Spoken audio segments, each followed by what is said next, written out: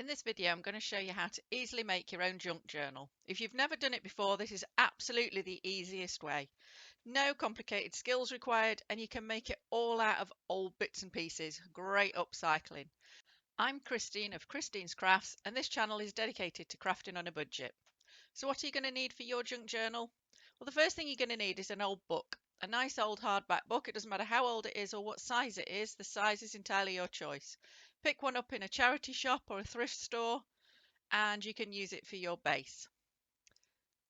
You're also going to need something to use to bind your journal together. So I'm using ribbon. You could use string. You could use a large elastic or rubber band. The choice is entirely yours. It's just something to fasten it all together. You're going to want some glue and or double-sided tape so that you can stick things together. The choice is yours. You can use whatever glue you like, whatever you're comfortable with. I'd recommend a ruler. A nice thin metal one is a good idea because you can tear paper against it. I'd suggest you're also going to want some scissors or a cutting wheel. It's entirely up to you how you want your paper to appear, and I'll explain that a little bit later on. But you're going to need some of these tools. I've made some covers on the computer for mine, but all you really need is some paper or whatever you want to stick to your cover, and lots of different bits of paper to go in your junk journal. Now, what paper? Absolutely any paper you like. It could be old bits of paper that you've used, it could be some scrapbook paper, some old music scores, some smaller bits of paper that were perhaps for card making. You can even use your ordinary copier paper, which is what this is, perhaps in different colours, perhaps just some white. Squared paper, it really doesn't matter, whatever you want in your junk journal, and perhaps whatever bits and pieces of paper you've got hanging about. So the first thing to do is to actually make the cover. And what you need to do carefully is remove the pages. Now, the way I like to do this is to just get a knife and cut through that front page there. And then when you try and open it, you'll realize if you've not gone all the way through. And you'll see that you're separating those pages, but leaving the spine there all in one piece. So your cover will still be a complete cover. You're literally cutting the pages out. You don't have to do it with a knife, but that's what I've found the easiest. And then you can use those pages if you want to, or you can take them off for some other craft project. Whatever you do, don't throw them away. There's always a project for them. So you're left with this cover, and that's the first thing we're going to focus on.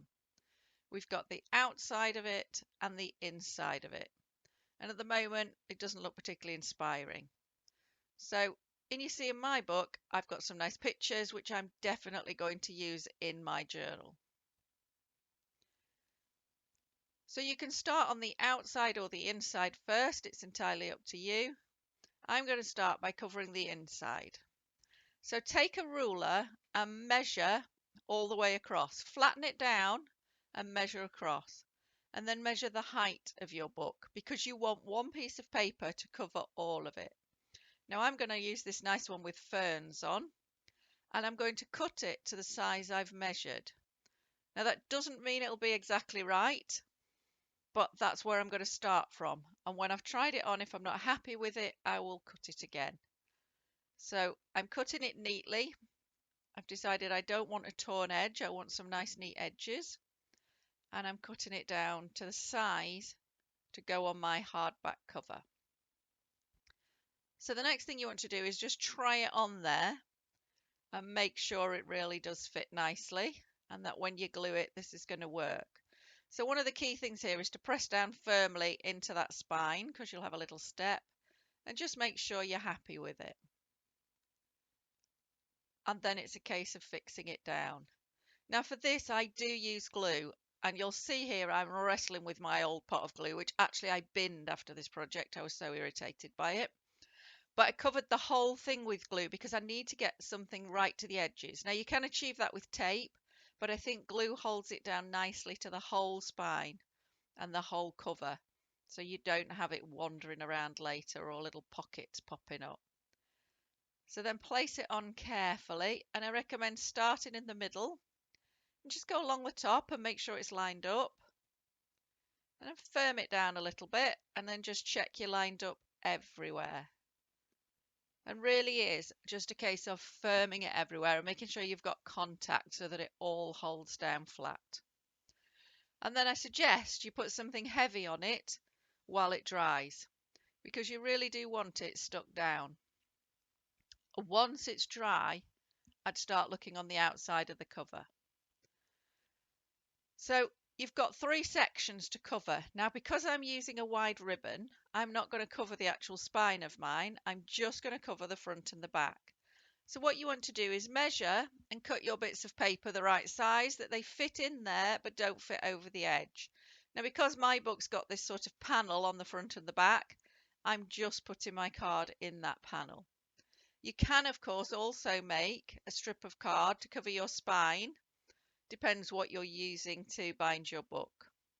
So I've chosen to use double-sided tape to hold these down. They're not going to be bending, they're not going to be trying to peel up. So I'm just putting tape all the way around the edge, but notice I've got it right on the edge so that there's no temptation to get things under the edge and pull it up.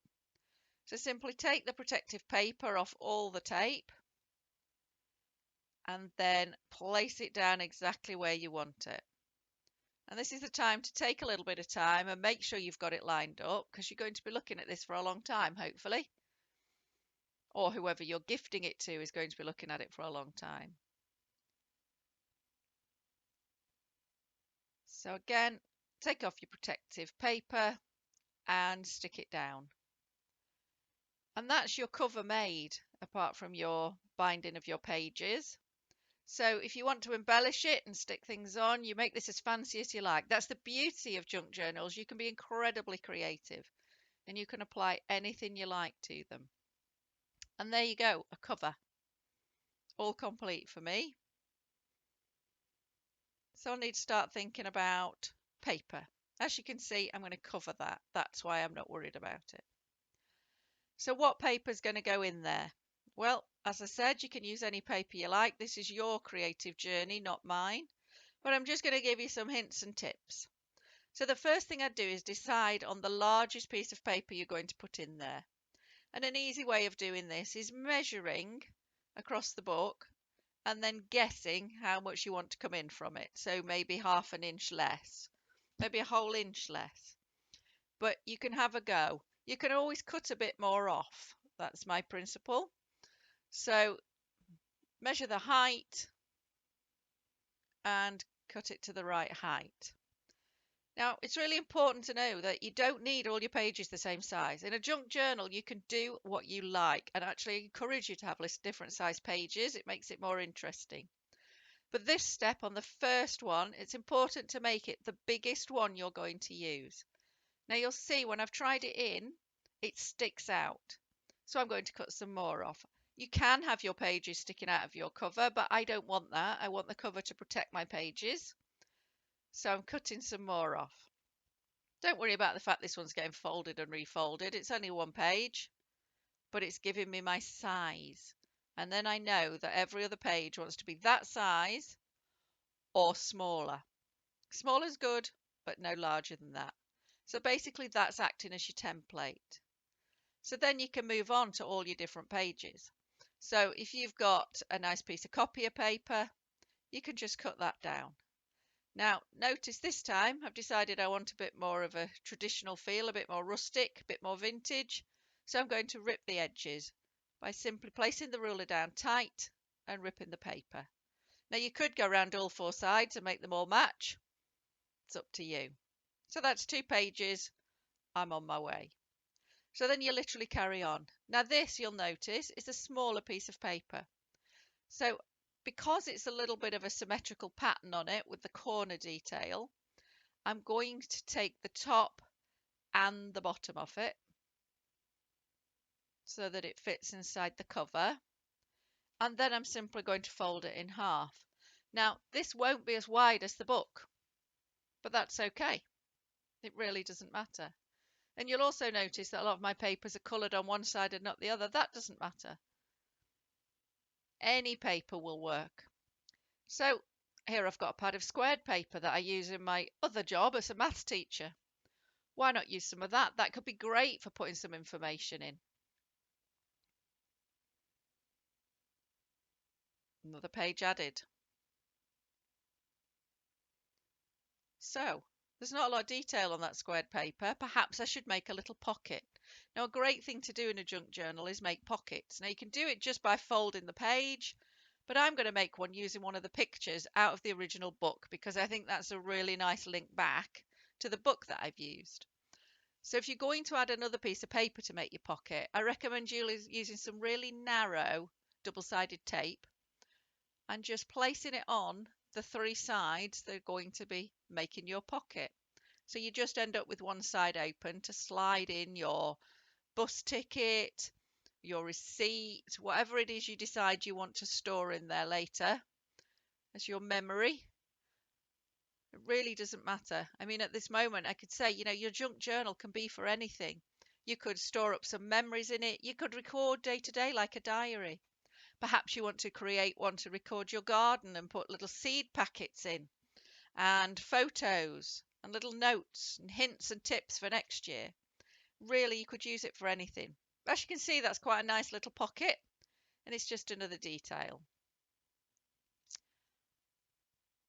So next, I'm going to show just another bit of paper, but you'll see this is a great big piece of scrapbook paper.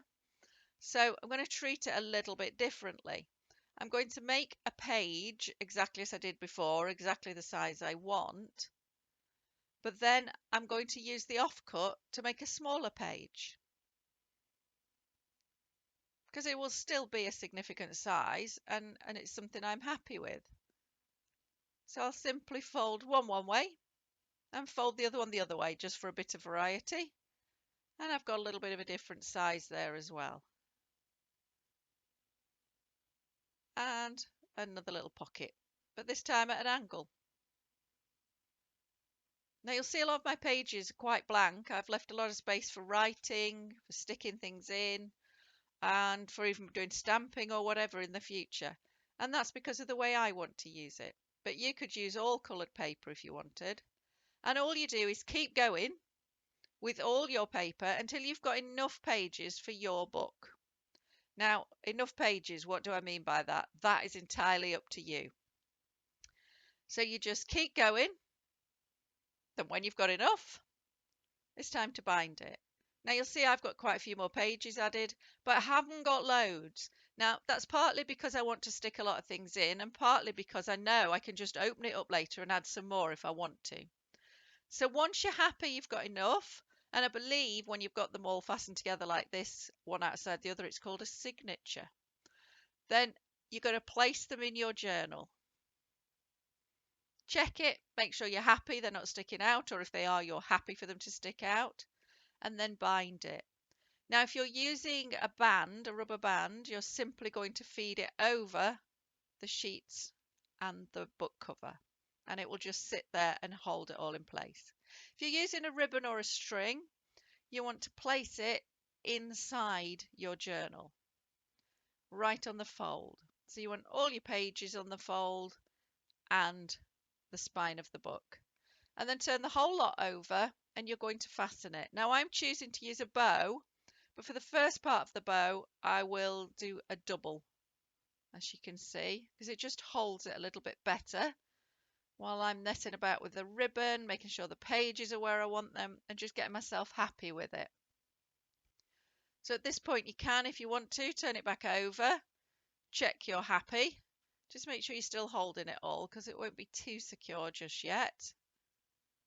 And then pull it all tight and finish fastening it off. Now obviously you could knot this if you preferred, but then it would be hard to undo later. So it depends what your aim is, whether you want it to be permanent, fixed and secure. And then once you've done that, you just make sure you're happy with the pages and you've got your junk journal to start using however you like. So just some final thoughts and tips before I leave you. Just make sure you've got it nice and secure, and remember that your pages are not actually stapled in or sewn in, so you do just need to be a little bit careful with your journal, but it does also mean you can take it apart and change it and add some in later. So I hope you've enjoyed this video, and I recommend the one on the screen now if you're enjoying your paper crafts, and please subscribe to my channel to see all my videos in the future and give me a like if you've enjoyed it. Thank you.